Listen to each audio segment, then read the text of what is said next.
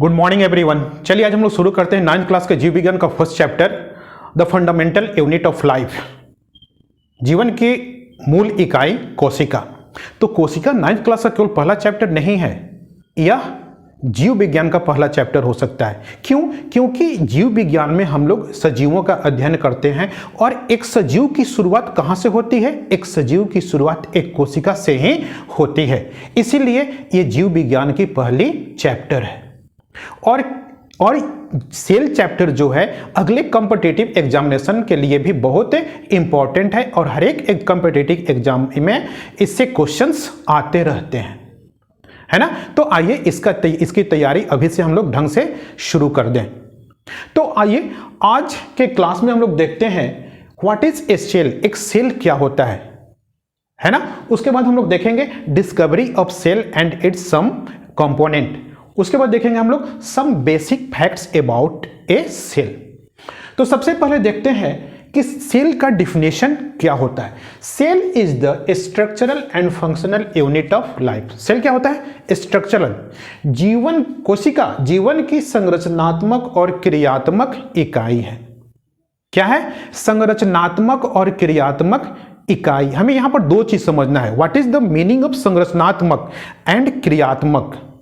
Means meaning of structural and functional. तो संरचनात्मक का मतलब है संरचना की दृष्टि से, बनावट की दृष्टि से, है ना। और क्रियात्मक का मतलब है क्या? कार्य करने की दृष्टि से।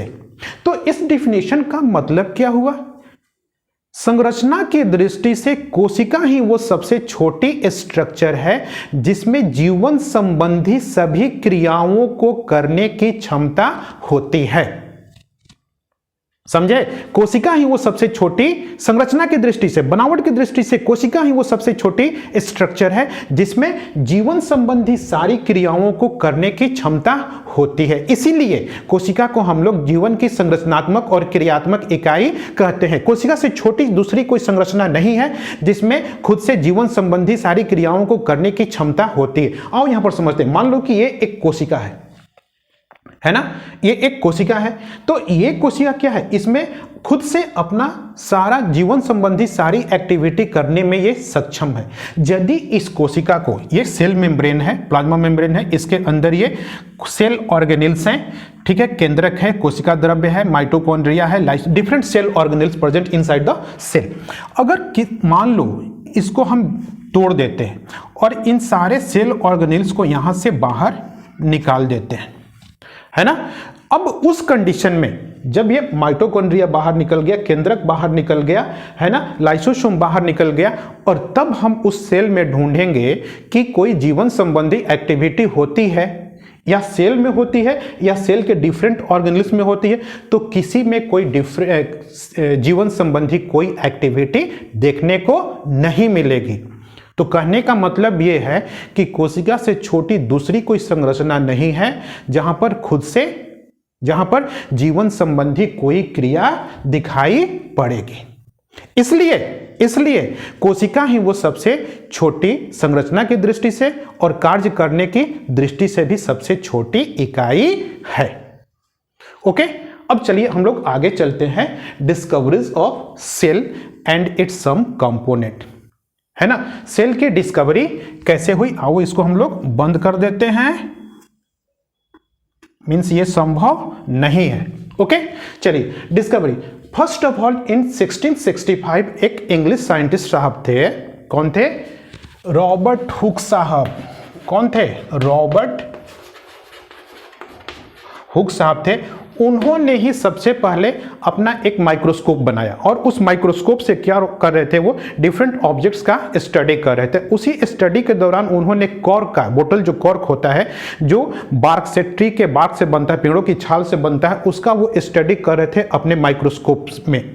तो जब माइक्रोस्कोप में स्टडी कर रहे थे ना, तो उन्होंने देखा कि छोटे छोटे रूम लाइक स्ट्रक्चर माइक्रोस्कोप में, उन्होंने देखा क्या कि ये छोटे छोटे कंपार्टमेंट लाइक स्ट्रक्चर उनको दिखाई पड़ा और उन्होंने इन कंपार्टमेंट लाइक स्ट्रक्चर का नाम रख दिया क्या? Cellula. Cellula. Cellula is a Latin word which is taken from the Latin language, और इस सेलुला का मतलब होता है क्या? लिटिल रूम, है ना। इस सेलुला का मतलब क्या होता है? लिटिल, छोटे कमरे। उन्होंने यहां पर छोटे छोटे कमरे लाइक स्ट्रक्चर देखा, मधुमक्खी के छत्ते के समान, है ना। मधुमक्खी के छत्ते के समान उनको छोटा छोटा स्ट्रक्चर दिखाई पड़ा, और उन छोटे छोटे स्ट्रक्चर को उन्होंने क्या कहा? छोटे कमरे, और उस कमरे को लैटिन में क्या कहते हैं? सेलुला। और इसी सेल से सेलुला शब्द से बन गया क्या? सेल, है ना। अब यहीं से सेल की स्टडी शुरू हुई, है ना। इसके पहले सेल शब्द नहीं था, यहीं से कोशिका की उत्पत्ति हुई और कोशिका के बारे में अध्ययन शुरू हुआ। अब इसके बाद हम लोग अगले स्टेप में आते हैं। तो ये जो सेल था ना, जो रॉबर्ट हुक के साहब डिस्कवर किया गया था, ये था नॉन लिविंग सेल। उन्होंने, रॉबर्ट हुक साहब ने नॉन लिविंग सेल को डिस्कवर किया, नॉन लिविंग सेल। 1674 में एक वैज्ञानिक साहब थे, कौन थे? Anton van Leeuwenhoek. Anton von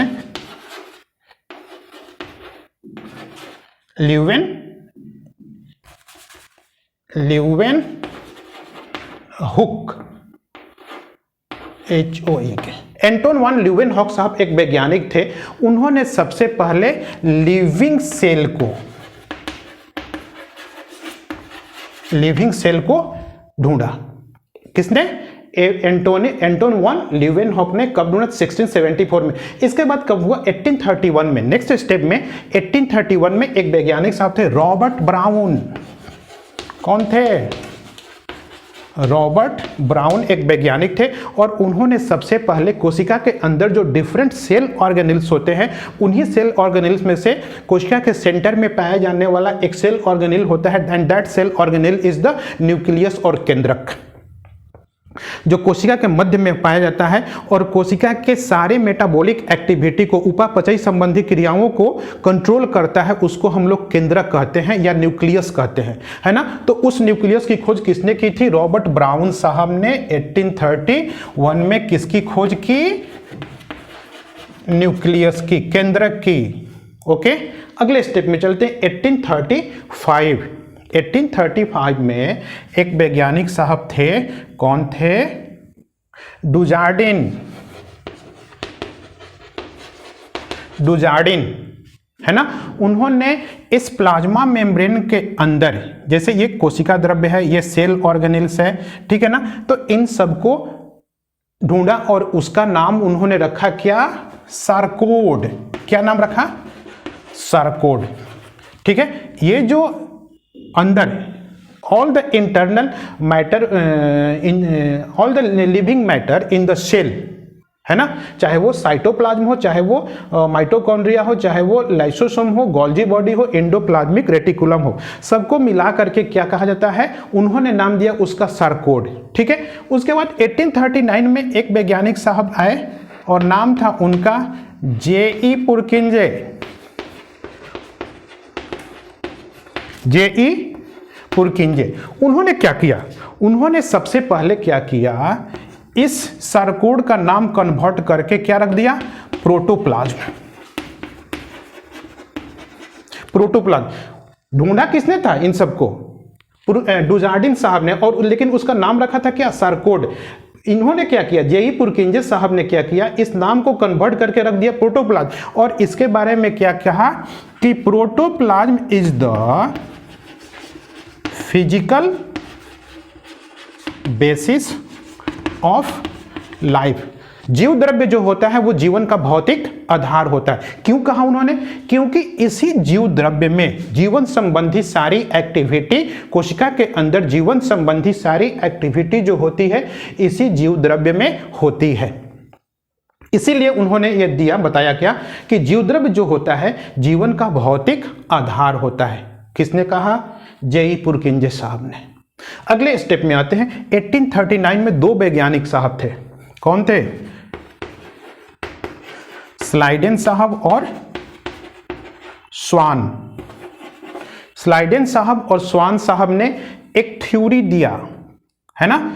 इन दोनों ने एक थ्योरी दिया जिसको हम लोग कहते हैं सेल थ्योरी, कोशिका सिद्धांत, है ना।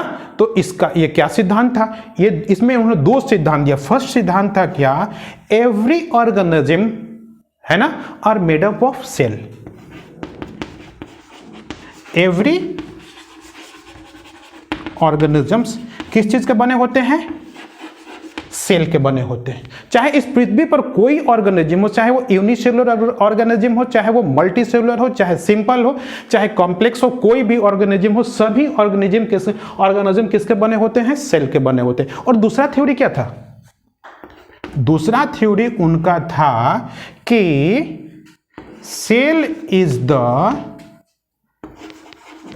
Basic unit of life. Cell is the basic unit, cell जो होता है, कोशिका जो होता है, जीवन का आधार होता है, ठीक है ना। जीवन की जो मूल इकाई होती है वो क्या होती है, कोशिका होती है। तो इन्होंने ये दो सिद्धांत दिया कि इन्होंने 1839 में स्लाइडेन और स्वान साहब ने। उसके बाद आए विर्चोव साहब, कौन, विर्चोव,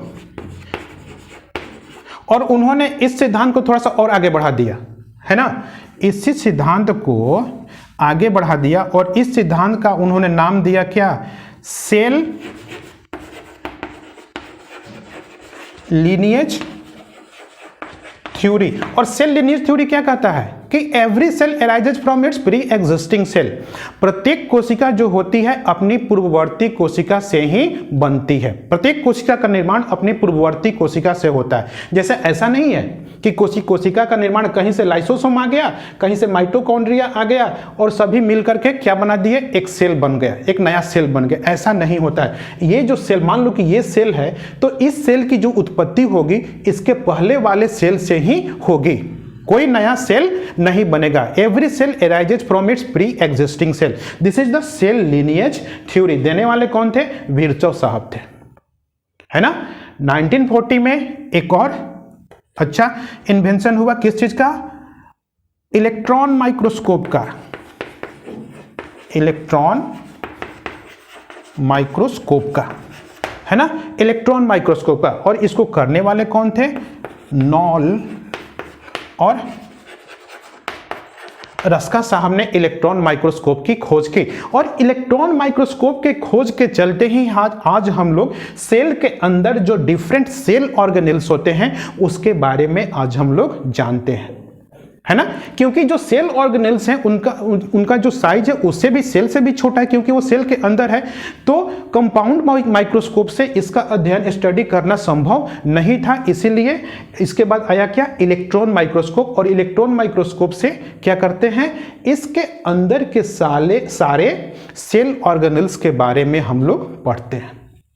ओके, तो ये कुछ है डिस्कवरीज अबाउट ए सेल। जल्दी से आप लोग इसका एक स्क्रीनशॉट लें, तब हम लोग चलते हैं some basic facts about a cell. चलिए,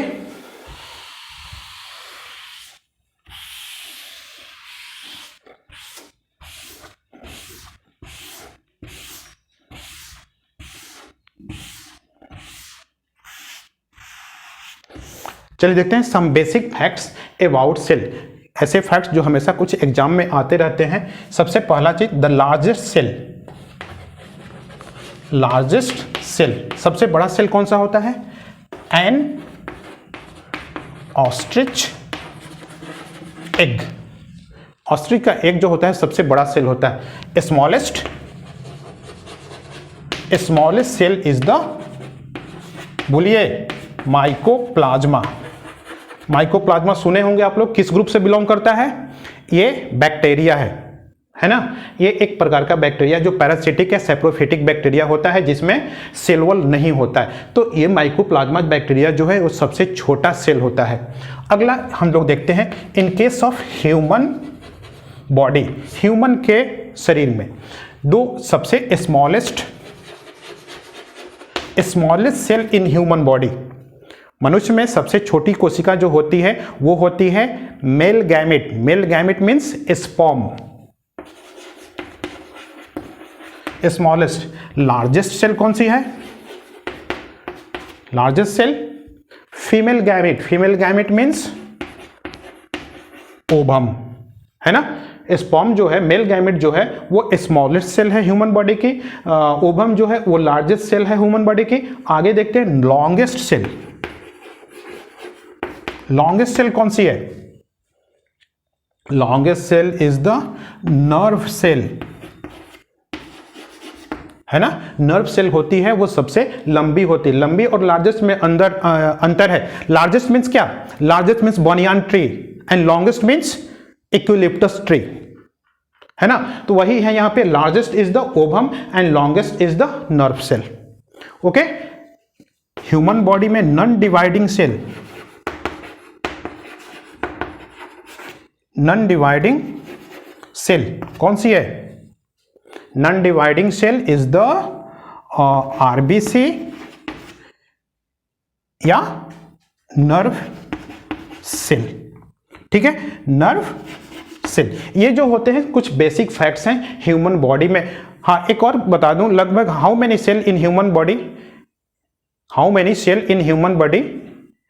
About 30 trillions of cells are present in the human body. Okay, है ना। उसके बाद है क्या? Fast dividing cell. तो ह्यूमन बॉडी में फास्ट डिवाइडिंग सेल,